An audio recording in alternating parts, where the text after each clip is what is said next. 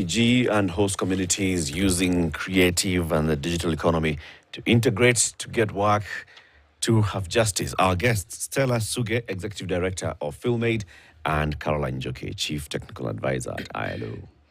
So, I mean, let's look at, practically what happens that somebody, one would assume that as they go through the education that you speak of, they get training, skills, basic, to do certain things.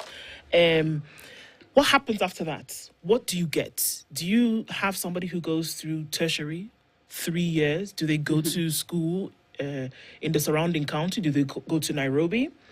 Do they get a diploma certificate at the end of the day? And then what happens after that? So when FilmAid firstly selects students that generally have done up to high school, say have Form 4 certification. So they get into about a 1-year curriculum with us. Okay.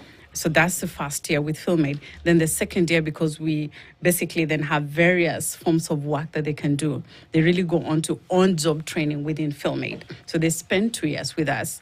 And some kind of, if you study media in general, so some come work in film, some work in the radio station, some also take on other types of work, photography to, specifically, they want to, in a sense, like start to specialize. And once they are done with FilmAid, after the second year, we basically support them to come into groups, and some work as individuals, but generally from the work that we've been doing. And we've trained, over 1,000 people over time as FilmAid. And so some are within the camps, either working with us, running their own business. They're already up to 20 businesses out of our training program. And some become employees of the operation, working for other organizations across, international organizations as communications staff. Some are working, for example, within the county governments, because our training program targets both refugees and local communities. So some go on to work for the county government and, further basically focusing around media. And then we have some that leave Kakuma and Dadaab, and they come to study within other colleges. And there are those who receive the durable solution of resettlement, so they go to other countries. And it's different. Some go and focus on media communication. Some go and do other things, right? As, of course, all of us went through that youth, finding exactly where we are good at. So what we're seeing is really quite a number of emerging businesses that are taking on media. And the ones that go back to their countries of origin in Somalia and South Sudan are also the main people that are in media there. They're the people that have some form of knowledge in communication, content production, and work for the media industry in Somalia and South Sudan, as well as, of course, within the Operation Humanitarian Development Agencies. So there is really a big market that they go into, but of course it's not 100% because they all kind of identify what makes the sense to them. And just to highlight one of the key things that FilmAid does is we have what we call the Media Hub, which in simple terms is set of professional equipment, professional teams that continue to be available to these individuals even as they take on their programs or projects and businesses. They have a place where they can still go, access mentorship and support. And of course, to really access professional production equipment. Talking about, it's 2 years of a training program, on-job training, looks, really good. It's integrating the workplace, and this is what you're talking about, workplace demand and the training and what they're training. How then do you support FilmAid as ILO and even others in getting the training that they're doing to these communities recognized, maybe certification, and then even when they go back into their countries, that this training that they did while within Kakuma refugee camp is actually still recognized across borders? Yeah, it's interesting that you posed that question, Eric, because we actually kickstarted conversations with FilmAid on exactly this. And because with the fantastic work that they have been engaged in, and Stella has spoken to what the transitions look like, the different pathways that they do take. But at the same time, it is FilmAid is not an accredited training institution. Yeah. Yeah. So the type of training still, if I say this, and Stella is my friend, so she won't really beat me up. Maybe later. I'm in a safe space now. Yes. Always. So we've been looking at, there's the Kenya National Qualification Framework, which is the blueprint of all qualifications that are acquired in Kenya, both offered by Kenyan institutions and against which foreign qualifications are mapped, just to ensure that they are at par, that the quality, the standard is really good. Yes. And so we've had a conversation with FilmAid on how is it that this excellent training that you do offer, that even integrates work-based learning, which is the dream way of training, how do we then ensure that, we go a step further and have it assessed and certified in line with the Kenya National Qualification Framework? And there are various ways of doing this, and we've explored and we've settled on one. But allow me to go back just a little bit. This year, actually, in May, Kenya adopted the recognition of prior learning policy. It's a game changer. Because in essence, this is a policy that allows those skills that have been acquired informally, not within the context of a training institution, on the job experience, to now be assessed and certified. And the truth is, and we see this, that oftentimes there are those that have not necessarily gone through training institutions, but they are so good at what they do. Good, yes. I don't want to say the opposite of that, but the reality is that there are those that have excellent papers, but can't do the job as well as those that have been experienced. And so, the recognition of prior learning policy seems to bridge this gap. Yeah. And that is one of the entry points that we've seen with the FilmAid training, that how can we leverage on the RPL now, on the recognition of prior learning policy, and be able to align that with the Kenya National Qualification Framework. And there's a whole process where, the tools are developed for assessment, and these students would be assessed at one of the institutions that are recognized in Kenya that offer similar training. And they would say, they'll bring their portfolio of evidence, say, this is the film I did, because it proves that you can actually do the job. And then you are equated along, what level. Equation essentially means this qualification, this experience, and the outcomes that you get from it, where do they fit? Are you at diploma level? Are you at certificate level?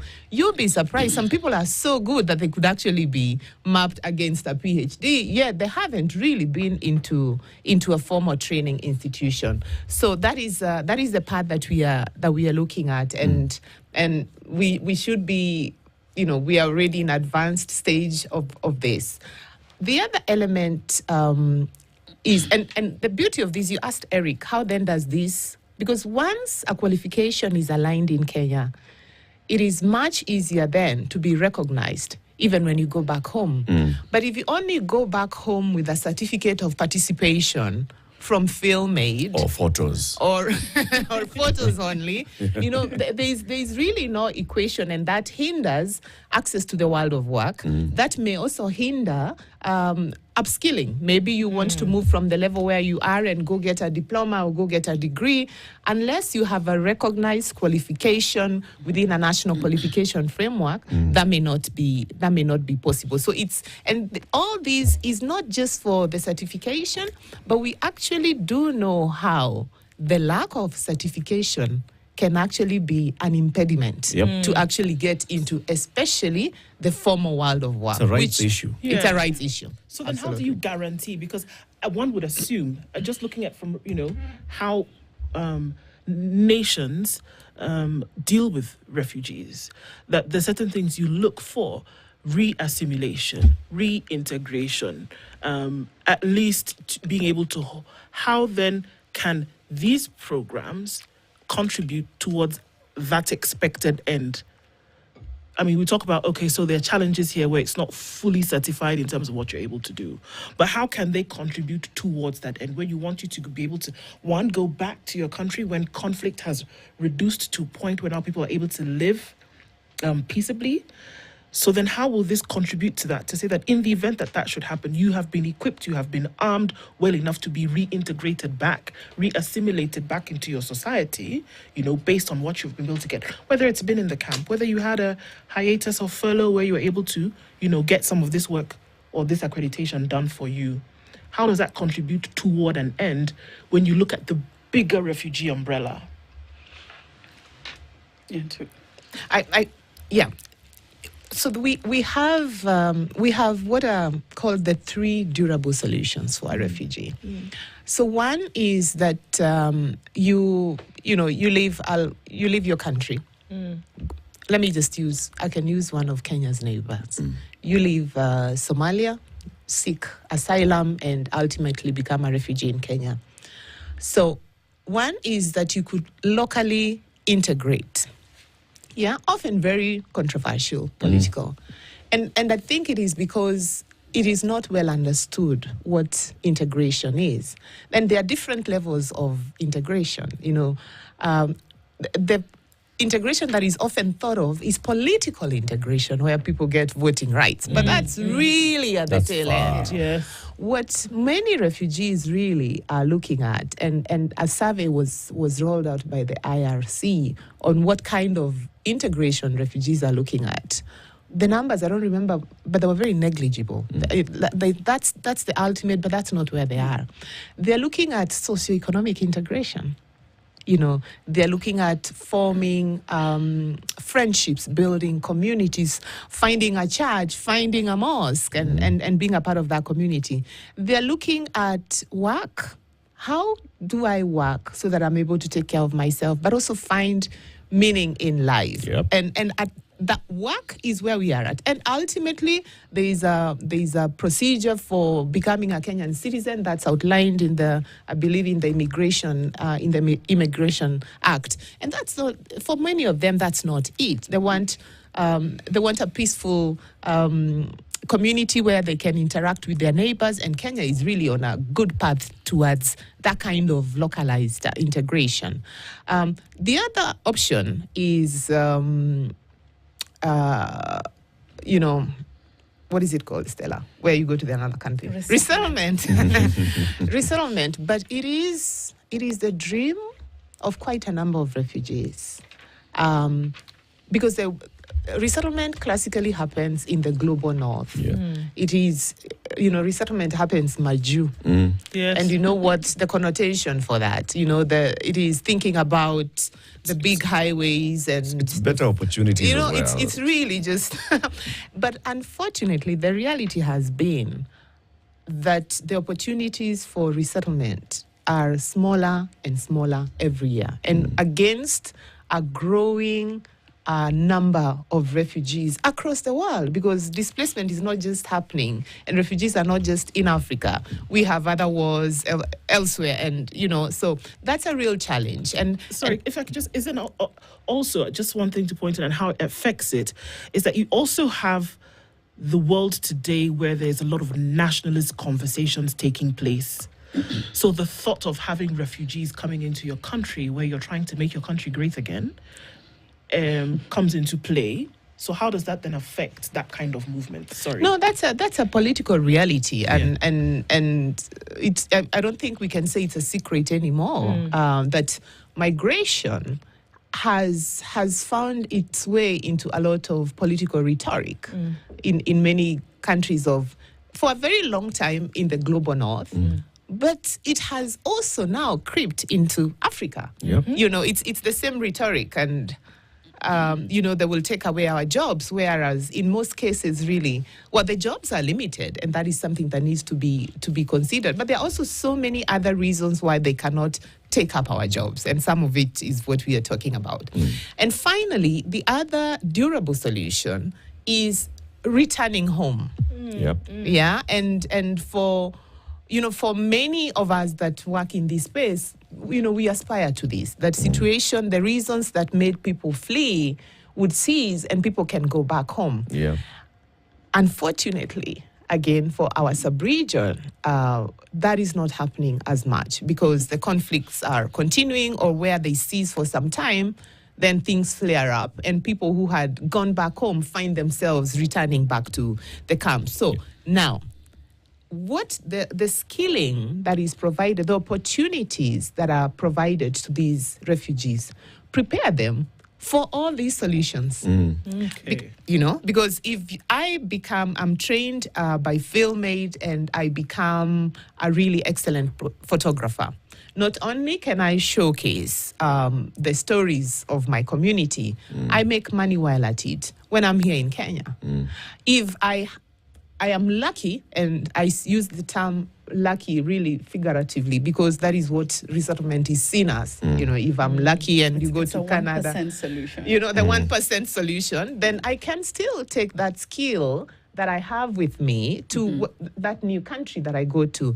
And even if I return home, then I can still take that. And so it is, compare that to not having that skill at all. Yeah. That is the other side of not doing some of the work that FilmAid is doing. That's a huge gap. Yeah. I mean, just having the skill and not having the skill, right? So then it requires a lot. If you've done 1,000 so far, those 1,000 people, where are they today? So again, they're in different kinds of places. Yeah. Some are in the camps.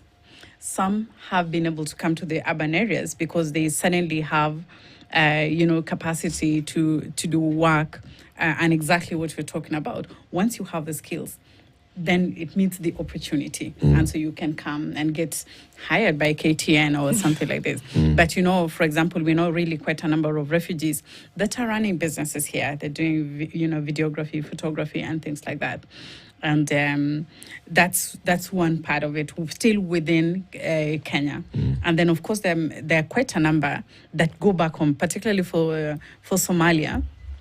Nearly our students finish the training program and head to go and run the media Next thing back is in they're South heading Sudan. back home. Yeah. In fact, Eric, our trainer there, we're discussing this morning. People just finish the training program and head home because there's absolute work. And then there is also quite a number that go back to South Sudan because there's, all of us are there, and we are very fond of public information, all these things that we can show, the glamorous things that we're doing. So there is work within the sector that they go and do back at home. And then, of course, there are those who've received a lot of opportunities for resettlement, even though it's a 1% solution. And again, once you're skilled, the opportunities actually are more. Once you're skilled, then you're able to go. Because some of the countries that provide resettlement solutions are also looking for people that are skilled. So that's very important. And refugees are starting to do really, really well in terms of education and upskilling as they go along. So there's a whole lot of people really across the three solutions, literally, resettlement within Kenya and back home. Sounds also that like FilmAid will require, you have the FilmAid radio station, you need a FilmAid TV station locally on that side. You also need a FilmAid film production outfit, so that it's also absorbing. And it's you're able to then train a lot more people because clearly there is need. And there is use. Absolutely. For this. And we are in the communication age, so there's really a lot of need for what we are providing. I know guys who can give you money. Great. Oh, I don't know him. We'd like to meet them. But Eric, it's, yes, FilmAid can do that, but FilmAid can also do with greater partnerships because they may not really be able to have everyone, get the work-based learning, and there are different opportunities. I really hope that one day we can have some of the graduates or the trainees from FilmAid participate in traineeships at KTN? Because there's really nothing that stops that from happening. Yeah. The law allows it, because that is a question that many employers have. Can I hire a refugee? Can I offer a traineeship? Absolutely not. I mean, absolutely yes. Okay. Absolutely yes. Oh, absolutely, absolutely yes. But then, of course, there's a requirement for a work permit, which can be processed. It's quite clear how that is All done. those things can be sorted. All those things can be sorted, but refugees do have the right by law